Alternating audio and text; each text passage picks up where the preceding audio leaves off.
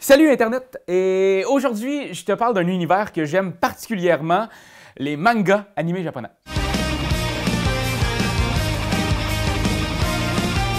Non, c'est pas vrai. En fait, non, je veux te jaser des roll and write. J'ai comme une thérapie que je suis avec un thérapeute là-dessus. Là. Je joue à trop de roll and write. Tout ce qui s'appelle roll and write, j'aime ça presque automatiquement. Et des dés, j'aime ça. Je sais pas pourquoi, j'aime les dés. J'ai un amour comme ça depuis longtemps. Et aujourd'hui, chez Etugame, on s'est dit pourquoi pas faire un top 5 des meilleurs jeux roll and write. Alors, j'y vais de ce pas avec le premier qui n'est pas qu'un seul jeu, mais bien trois. J'en ai deux, l'autre c'est Pierre-Louis qui l'a. C'est les Penny Peppers! Oui, en fait, Penny Peppers, où est-ce que tu vas incarner Penny, une exploratrice dans diverses aventures qui vont de 7 ans à 9 ans. Donc, c'est un peu plus jeune, mais je vous dirais que le plus difficile... je vais les mettre droit, hein? Le plus difficile, c'est celui de la vallée of Wiracocha. Wiracocha. Et ce qui est très intéressant ici avec les Penny Peppers, c'est qu'on peut faire chier les autres. C'est un jeu où on peut jouer jusqu'à 100 personnes. Là, j'exagère même pas, c'est écrit 100 sur la boîte. Mais quand on pogne une tête de mort, ça varie de boîte en boîte, mais on peut justement dire aux autres, ben là, vous pouvez pas, vous allez devoir mettre une tête de mort en quelque part et ce sera genre des points de malus en fin de partie, à moins qu'ils décident de scraper une paire de dés pour pouvoir effacer. Bref, tu peux vraiment faire chier les autres et tu peux faire chier les autres justement dans la petite, dans la moyenne ou dans la grosse difficulté. Fait que vraiment un beau jeu. Henri Kermarek qui a fait ça, qu'on avait connu pour Echo, un jeu abstrait vraiment agréable. Donc Penny Peppers, je vous dirais qu'en 5e place, c'est vraiment une 5e place très méritée. Ces boîtes-là sont magnifiques de chez Sit Down. Fait que voilà. En 4e position, je suis allé avec un jeu qui il n'y a pas de thème ben. T'sais, on est plus... ici, Penny Peppers, on était dans un thème très exploration. Là, ici, on est dans un thème un peu plus orange, bleu, vert, rose pour la deuxième, et jaune et blanc. Donc, je parle ici de très futé. Et dans le rose, on parle de vraiment très futé, qui est la suite, mais qui est un peu dans le même style, mais un petit peu plus complexe.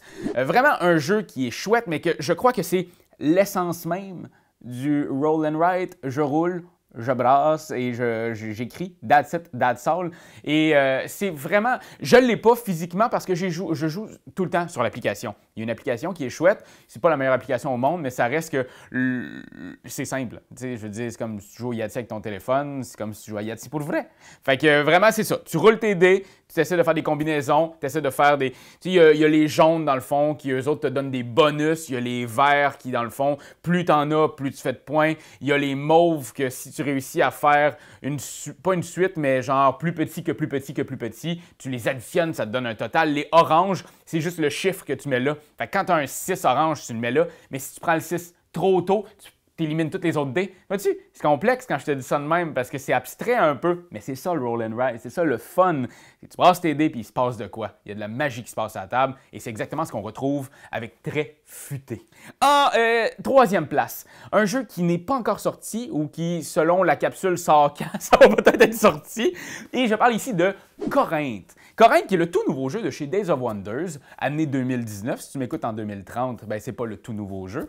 Mais en 2019, c'est un tout nouveau jeu de Days of Wonders. La mécanique pas se copie, mais s'inspire de Ispahan, qui est un jeu d'antan. Et il y avait comme justement cette même mécanique-là, où est-ce que tous les dés sont placés du plus petit au plus grand, mais des fois, entre le plus petit et le plus grand, c'est que, mettons, tu n'as pas de 1, tu as juste des 2. Bien, ton cinquième panel est plus difficile à atteindre. Donc, c'est vraiment ça. Corinthe, c'est ça. On brasse 9 dés, on les met du plus petit au plus grand, et des fois, il y a des gens qui ne pourront même pas avoir la possibilité d'inscrire sur sa feuille des dés parce que c'est ce qui arrive dans ce jeu-là. C'est ça qui est le fun. On peut aller voir des marchands, donc cocher des marchands. En premier, on peut avoir j'allais dire des ânes, mais c'est pas des ânes, c'est des chèvres. Et il y a de l'argent aussi. Vraiment, avec l'argent et des chèvres, tu peux acheter des bonus. Bref, c'est un jeu qui est très bien construit, qui est simple, qui s'explique en 2 temps, 3 mouvements et qui est vraiment beau et le fun à jouer. Tu joues une partie, tu as tout de suite envie d'en jouer une seconde. Donc, le thème ici aide énormément. Days of Wonders, encore une fois, tapé fort à la bonne place. On parle... Je trouve qu'ils sont toujours très bons pour amener le spectateur, le joueur à découvrir peut-être un nouveau style parce qu'il ne s'adresse pas aux gros gamers. Là. Si tu es un gros gamer qui joue à El Grande l'après-midi, ben genre, joue pas à ça. Là. Tu vas trouver ça plate, tu vas trouver ça simple, mais c'est ça qui est le fun. Si justement tu aimes les jeux simples et tu aimes les jeux qui va t'amener à avoir envie d'en rejouer une autre, puis pas envie de genre, faire une thérapie parce que tu en as joué 3 de suite, puis tu es fatigué, puis tu sais plus comment vivre, ben là, c'est ça, Corinthe, exactement en top 3. Le voilà, le pourquoi. En top 2, un autre jeu qu'on a découvert récemment, mais que j'aime particulièrement. Je parle ici de Doodle Island. Encore un jeu magnifique de Roll and Write.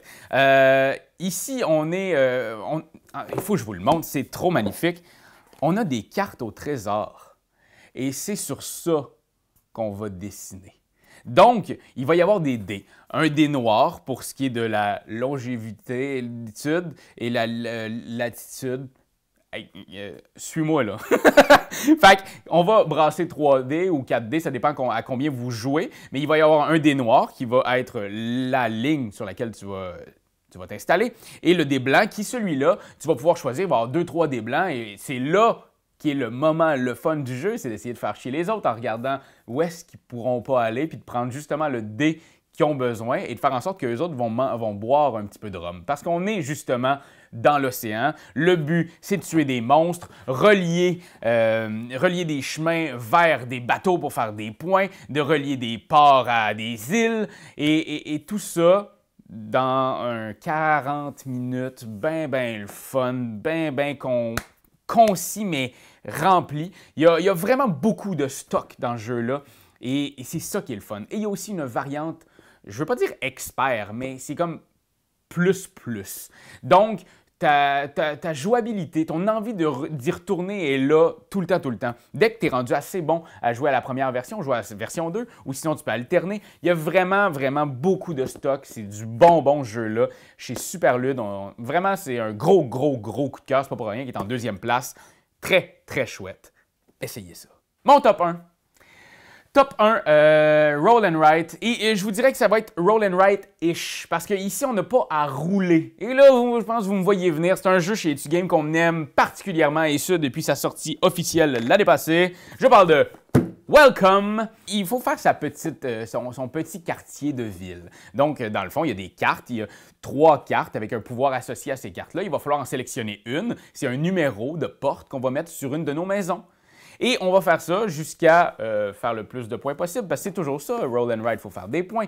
Et là, des piscines te donnent des points de victoire supplémentaires, les parcs te donnent des points de victoire supplémentaires, la construction, soit de monter ou descendre les chiffres qu'ils ont sur tes maisons, te donne des points de victoire, de faire des bis, donc des appartements, genre des A et des B. Ça aussi, ça te donne des points, mais non pas de victoire, des points de malus. Fait que c'est du gros stock. Benoît Turpin a vraiment travaillé très fort sur ce jeu-là et ça paraît, c'est vraiment beau, c'est vraiment chouette. Et pour ceux, puis c'est ça qui est le fun, en fait, il y a une application, tu pourrais jouer 3000 en même temps. Tu sais, imagine 3000, un gros party. Je sais que Blue Cocker essaie de faire ça, mais il va falloir qu'on le fasse avec. 3000 personnes en même temps.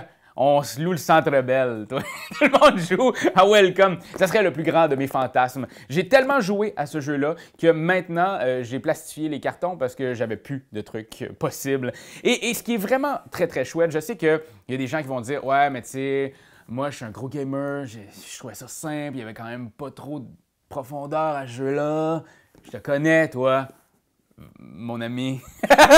Mais il y a Welcome 2, Welcome 2 qui sort très bientôt, en fait cette année. Et Welcome 2 va être vraiment spécifiquement pour toi, genre grand gamer que tu es. Et aussi pour moi parce que je capote vraiment sur ça. Et je suis aussi un gamer, là, tu sais, justement. Je peux rire de toi parce que je peux rire de moi.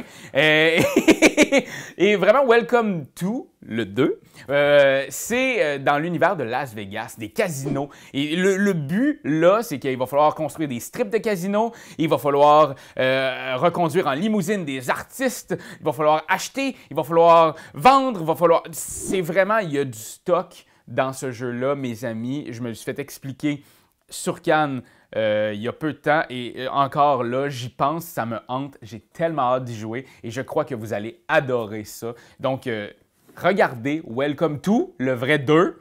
Ça sort bientôt, mais sinon, Welcome est notre top 1 des Roll and Write parce que, sincèrement, c'est de la fucking bombe, ce jeu-là. Mais tous ces jeux-là, c'est des Roll and Write et ces jeux-là ne seraient rien sans le grand-papa, le Yum, le Yahtzee, qui est encore une fois, moi, mon gros péché mignon, parce que c'est un classique. Bâtard, c'est le classique des Roll and Write. Et encore aujourd'hui, il est le fun. Il n'a pas perdu son plaisir, son spark of joy. Tu sais, Marie Kondo, elle le garderait dans ta bibliothèque de jeux. C'est trop chouette. Encore aujourd'hui, je joue environ une centaine de parties par année avec ma blonde. Parce que c'est le fun, on se fait des compétitions. J'ai encore toutes mes feuilles des compétitions avec Ellie qu'on se fait, là. Tu sais, on n'arrête pas, puis là, on marque nos noms, puis là, après ça, on regarde, on fait « Ah oui, OK, t'avais une partie de plus que moi. OK, là, maintenant, c'est... » On est en vacances, on joue au Yum. Vraiment, il est toujours d'actualité, ce jeu-là, même s'il est vieux comme mon père. Puis, puis voilà. Donc, je voulais juste prendre un petit moment pour se dire que, tu sais, nos ancêtres qu'on garoche dans des CHSLD, puis qu'on les oublie, bien, faisons pas ça avec nos vieux jeux. Ne les oublions pas. Aimons-les, chérissons-les, tout comme le reste de notre top 5. Quand t'aimes quelque chose, tu te donnes des bisous dessus. Mais comme c'est un ordinateur, tu donneras pas de bisous. Tu vas plutôt commenter, puis tu vas partager. Oh oui, partager, partager, partager. C'est la leçon de Jésus!